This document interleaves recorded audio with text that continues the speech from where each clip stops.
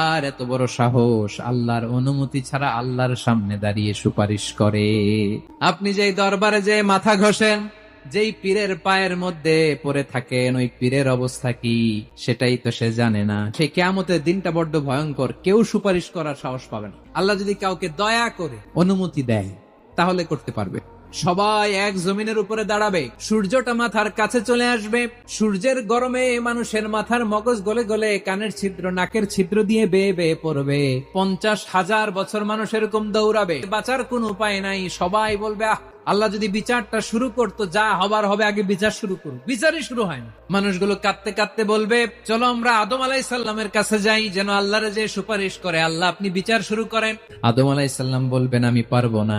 আজকে আল্লাহ এত রাগান্বিত হয়েছে, আগে কখনো আল্লাহ এত রাগান্বিত হয় নাই, ভবিষ্যতে আল্লাহ কখনো এত রাগান্বিত হবে না, আমি পারবো না। এক কাজ করো, তোমরা নূহ আলাইহিসসালামের কাছে যাও। আল্লাহর নবী নূহ আলাইহিস সালামের কাছে যেয়ে বলবে ইয়া নবী আল্লাহ নূহ, আল্লাহরে যে বলেন বিচার যেন শুরু করে। নূহ আলাইহিস সালাম বলবেন আমিও পারবো না। ইব্রাহিম আলাইহিস সালামের কাছে যাও। ইব্রাহিমকে যেয়ে বলবে ইয়া খলিলুল্লাহ, আপনি যে আল্লাহর কাছে সুপারিশ করেন যেন আল্লাহ আজকে বিচার শুরু করে। আল্লাহর নবী ইব্রাহিম বলবেন আমিও পারবো না। মুসা আলাইহিস সালামের কাছে যাও। সবাই বলবে ইয়া নবী আল্লাহ মুসা, আপনি যে একটু সুপারিশ করেন। আল্লাহর নবী মুসা বলবেন মাফ করো, আমিও পারবো না। তোমরা আল্লাহর নবী ঈসা আলাইহিস সালামের কাছে যাও।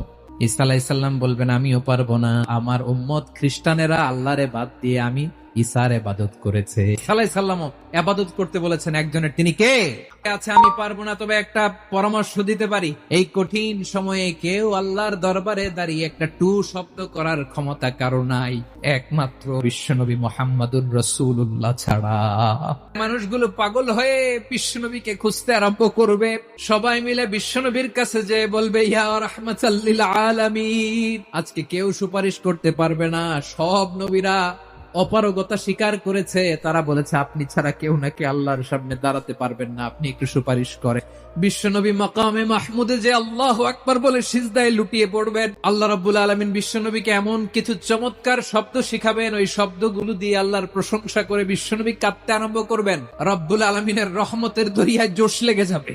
রব্বুল আলামিন এই দৃশ্য থেকে সহ্য করতে পারবেন না। রব্বুল আলামিন বলবে ও নবী আপনি মাথা তোলেন, আজকে আপনি যা চাবেন তাই দেন। যার জন্য সুপারিশ করবেন তার সুপারিশ কবুল করে নিন।